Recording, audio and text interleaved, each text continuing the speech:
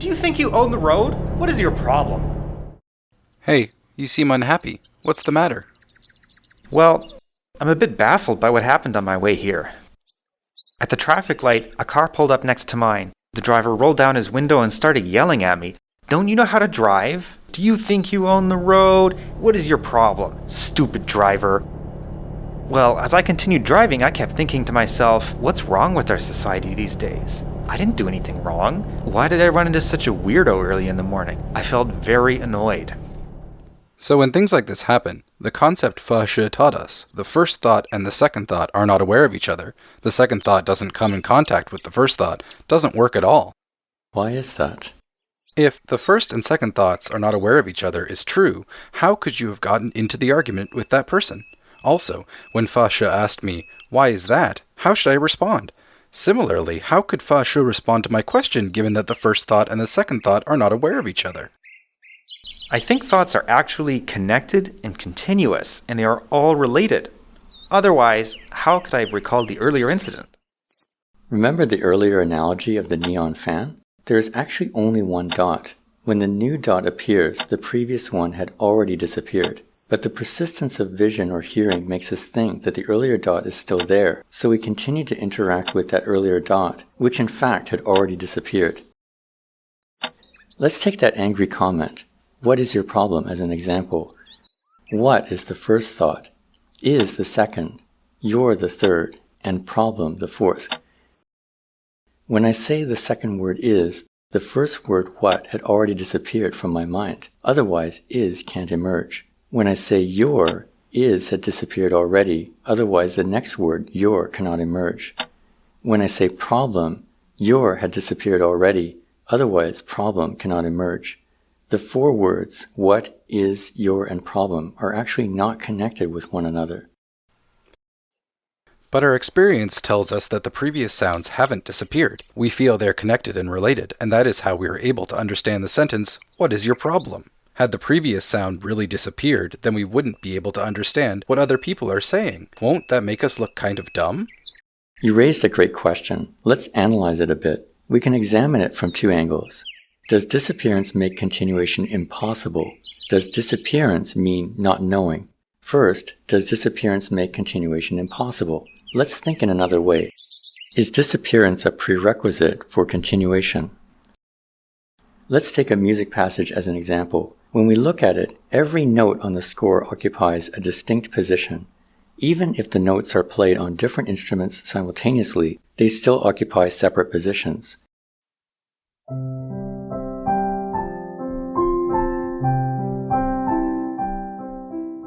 When we listen to a tune played on an instrument, the player needs to let go of the first note before playing the second note. This process continues until the music passage is finished.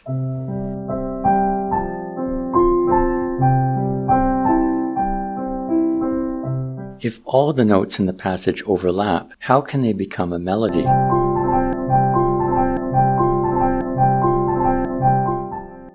The Nirvana Sutra states, "The flame of a lamp flickers and vanishes each moment, yet its light dispels darkness and gloom.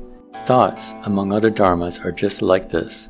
The food consumed by sentient beings vanishes moment by moment, yet it satisfies the hungry." We usually only experience the sensations of being extremely hungry or extremely full. But if we observe closely, after eating some food, extreme hunger disappears and changes into very hungry. As we continue eating, the very hungry phenomena disappears and slightly hungry arises. Then the slightly hungry phenomena disappears and slightly full arises. Then finally, the slightly full phenomena disappears and very full appears. Thus, if the phenomena of hunger does not vanish, then the phenomena of fullness will not manifest. Back to the example of musical notes. What would happen if the two consecutive notes overlap? I can't think of an example of this ever happening. Two consecutive notes overlapping each other can't be played as a melody. That's right. The notes in the melody cannot overlap. That is, the first note does not go to the second note, nor does the second note come from the first note. Every note arises and vanishes in its own position. With this concept of overlapping notes, now I'm starting to understand. Back to the earlier incident. When the person yelled at me, "What is your problem?" the words what and is don't overlap. The first word must disappear first, so the second word can appear. So, to form a melody, the first note has to vanish before the second note can appear. The two mustn't overlap to form a melody.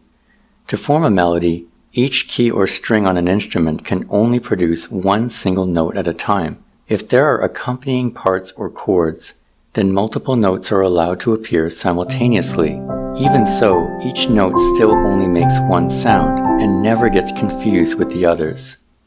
Master Xuanxia Shibei said, "In the ringing of a bell, there is no drumming. In the sound of drumming, there is no bell ringing. The bell and the drum sounds never meet. In each sound, there is no before and after. The sound of a bell and the sound of a drum never cross paths or overlap. As such, thoughts arise and cease, never overlapping. That's how a melody or a sentence is made possible. All phenomena in the world are like this." I think I understand better now that Fasha explains it this way. Because thoughts perish successively, there can be continuity. For example, if the words out and of overlap, whether by a lot or just a little, I wouldn't even know how to say them. I'm feeling less bummed now after hearing Fashi's explanation, but I am still not very clear about this one part. If phenomenon and thoughts are constantly perishing, how are we able to be aware of them? In the Shurangama Sutra regarding the 10 aspects of seeing, the Buddha explained to Ananda about the true mind by giving a demonstration.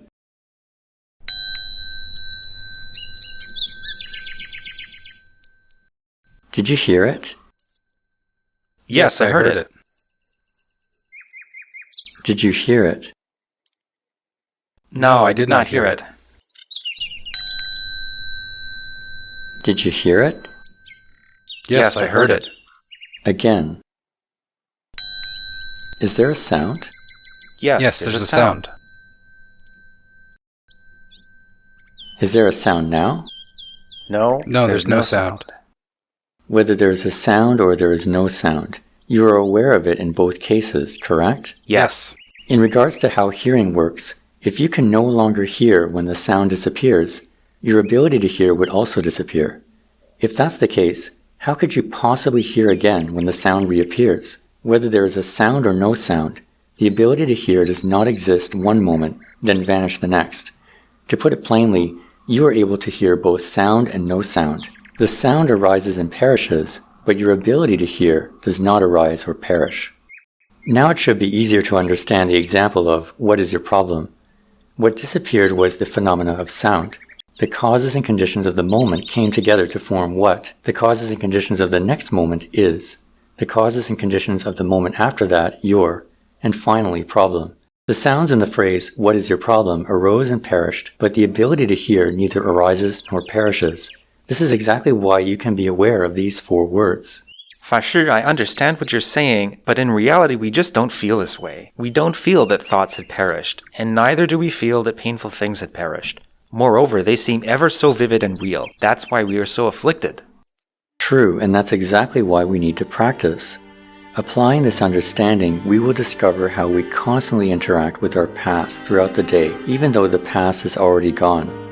Sometimes this past could be something that happened 10 years ago, or a few months ago, or just minutes ago, like the experience you had of getting yelled at. All these things already happened, perished, and became our memories.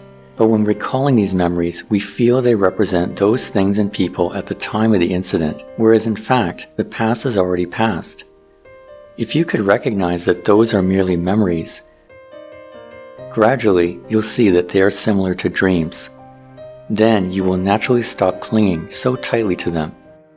By becoming less affected by the past, it is easier to recognize that even the previous thought has also passed.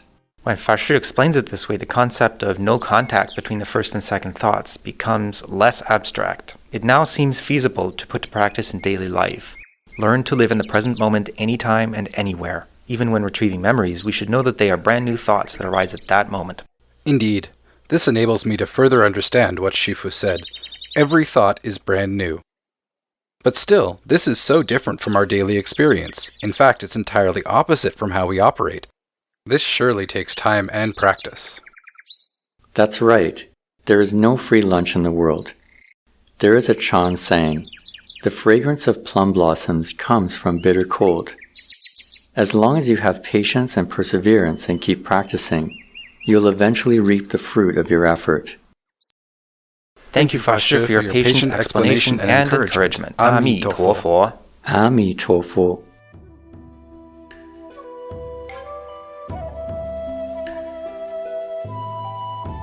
The Avatamsaka Sutra, Volume 13, Chapter 10, Bodhisattvas Asking for Clarification. Then, Enlightenment Leader Bodhisattva answered in verse, "You, the virtuous one, now ask about these principles. In order to awaken the unenlightened beings, I will now answer according to their nature. Hope you will listen attentively. All dharmas have no function, nor do they have any substance. Thus all of them do not know each other.